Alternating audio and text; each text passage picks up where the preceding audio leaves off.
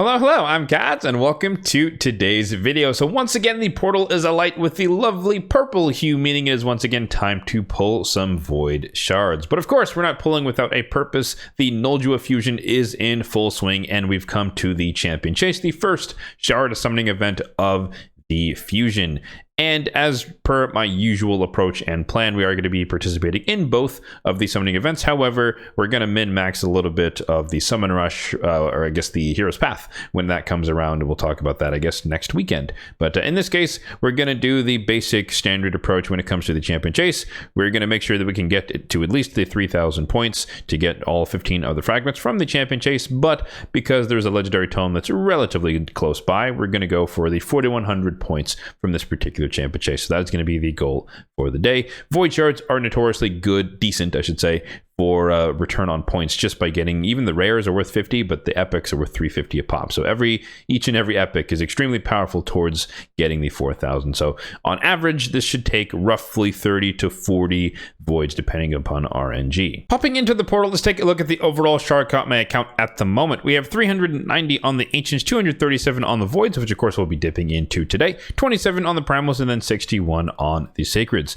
There is of course kind of the special once each day 10x going, or 15x, 10x, I should say, going on right now. And so the first one is for Bayek. Of course, I've mentioned this a few times over the past month or so, but my mission is to try my shot and get each of the assassins, or get all of the assassins, and if I could get them early and not have to worry about any future potential guaranteed events, that would be ideal for me.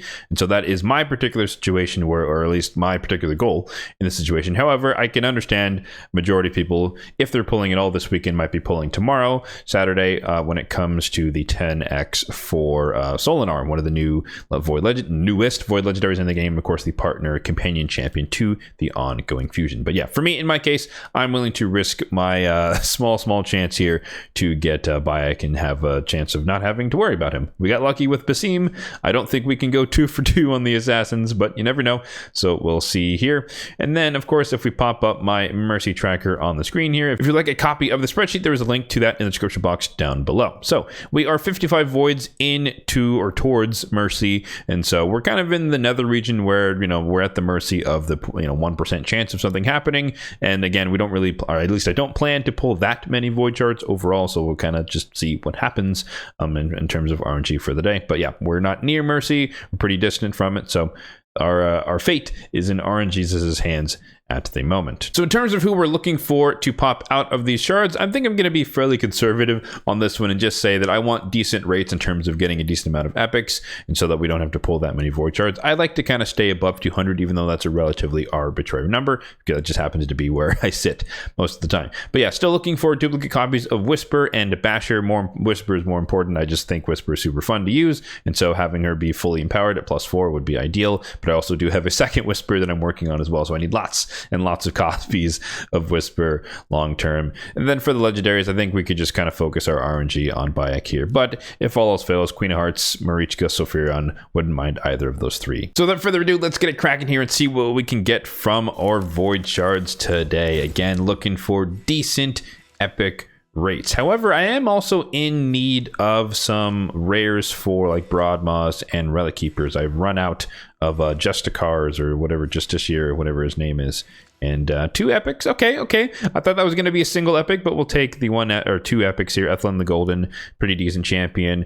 Extra turn, increase accuracy, increase crit damage, and then an AoE attack here that can place blocked active skills, and then True Fear if they're not under block active. So I guess he has 2 chances to CC them, which is kind of interesting. This is on a 4-turn cooldown, so it's kind of long, but he is a void epic, so he's pretty decent. I've heard he smacks, relatively speaking, but I do think a lot of the people that say that probably have like 6-star crushing rend on him, and so of course everyone smacks with that in PvE. But yeah, Andrissia, she's trying to be like a mini Necret thing going on, but with her with her passive here, but she has to take a turn for that to happen. And so, if she never gets a turn, then this doesn't happen, and she's not really mini Necret. So kind of an underwhelming champion in the grand scheme. But notably, she is one of the few champions in the game that can stun a target for 2 turns, granted single target. Bloodhorn, good for the fusion we just talked about for the Broadmaw, so we'll take that. 1100 points on the first 10 pop there, so we are a quarter of the way there to the goal. So if we can maintain 2 epics per 10 pop, we're gonna be in a pretty good spot for the sake of the goal in the champion chase. There we go. 2 epics, reliquary tender, awesome. Rare, honorable mention there. Yuzan the Marooned. I've not built this champion. I originally was going to for the Skinwalkers faction wars, but I didn't end up needing him because I happen to have Hackhorn Smashlord, who is arguably better. But this is a partial cleanse, a little bit of a heal based on his max HP, and block debuffs for 2 turns. So, of course, for majority of you who probably don't have Hackhorn Smashlord, this is a really, really good healing ability and protecting ability, cleansing ability from an epic, granted a void epic. And then on top of that, he has an AoE attack here on a 3-turn cooldown that can remove a little bit of a buff strip, 2 random buffs from all enemies. So that can definitely do some work. And then you heal himself for each buff removed. So he has a little bit of self-sustain in his kit as well, and then some healing on the A1. And then I think whenever he heals himself, then he heals everyone by all allies by surplus heal. So if you heal, put him in regen, put him in immortal, make him super tanky, then he's healing everyone whenever he heals himself, which is pretty darn useful. Dawncaller Sabbatha, she's okay. I've never happened to use her. I think when it comes to Knights Revenant Revivers, Rectored Wrath is kind of the queen of that for epics, but nonetheless she does have a 4-turn cooldown, a single target revive, low HP but 100% turn meter, but you have block damage for 2 turns, so you're protected, which can be pretty darn neat. And then her passive is nice that whenever she revives someone, decreases the cooldown of one of her skills by 1 turn. So if you weren't using this ability here, which is a decent ability, this is like the Mithrala ability, increase defense, increase attack on a 3-turn cooldown. But if you're just using her primarily as a reviver, then you could reduce the cooldown of the revive, effectively making it a 3-turn cooldown, which is kind of neat. Well, so 2,200 from the first 2 10 pops. I think in the champion chase itself, we had 100 points. So we're a little bit ahead of, I guess we're at 2,300. So again, if we just keep the trend going here, we have 1 epic, we have 2 epics. There we go. We take those. That's perfect. I'll take more, of course.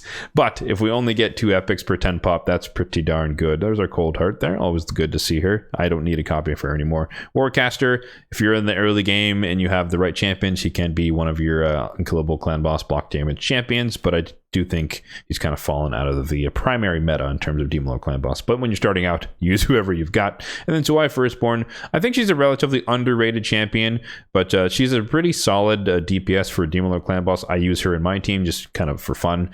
But a weaken here, decrease defense here. So between the A3 and the A2, decrease defense and weaken, and then decrease attack as well. Obviously, this is more of a traditional team. If you have a Wixwell team, unkillable team, you don't really need her to do those things, but still kind of a niche and interesting option that's a little bit different from your standard nukers for Demon Lord clan boss, but also you don't have to worry about affinities, which is kind of why I like her the most, where she always lands her stuff no matter what the Demon Lord clan boss affinity is.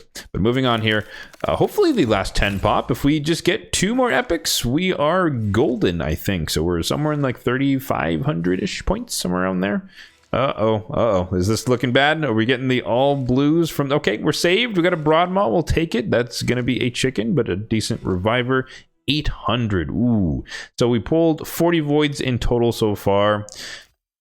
We might be just there. No, I think we're at 33. No, we might just be there. I think we're at 3,300. That was 800. So we should be like just about or just above 4,100. So we barely made it, but hey, we'll take it. 4,200. Yeah, close enough. But okay, that's not not exactly what I was expecting there, but nonetheless it worked out. 40 voids, so we got a little bit of worse RNG. Obviously 2 epics per 10 bot was still a pretty decent rate, so I'm not going to complain that much. But you always kind of hope to beat the odds, but in this case we kind of met the odds, which is a-okay. So mission accomplished. We pulled 40 voids, and we can stop there in terms of guaranteeing the 15 fragments from the champion chase. I'll consider if it's worth it to go for the relic fragments here. If I'm going to do that, it's probably going to be with mystery shards. Just pull 1,000 and some change, get all the way up to 5,500. There is champion training going on right now, so it is a good time to do that, just because of I get to throw a bunch of commons and uncommons into some champions to get some levels from that, some credit in champion training, so that's not the end of the world.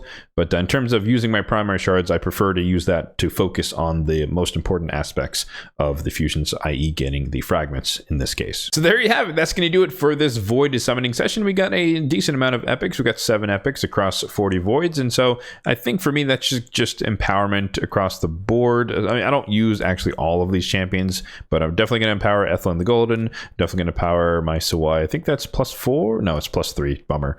Close, not quite, but yeah. So she'll be my Sawai will be a little bit more powerful, hit a little bit harder, which is kind of good. We take those, of course. But yeah, let me know in the comment section down below if you were also pulling some void shards this weekend in hopes of getting one of the legendaries that are featured during their 10x's, or just hoping in general for something to pop out of your shards. And of course, let me know if you did get anything from your shard summons over the weekend. As always, if you did enjoy this video, then be sure to hit that like button down below. It really does help out the channel, and feel free to hit the subscribe button down below as well, if and only if you're enjoying the content overall on this channel, for more content just like this one in the future. Thanks for watching, and have a good one.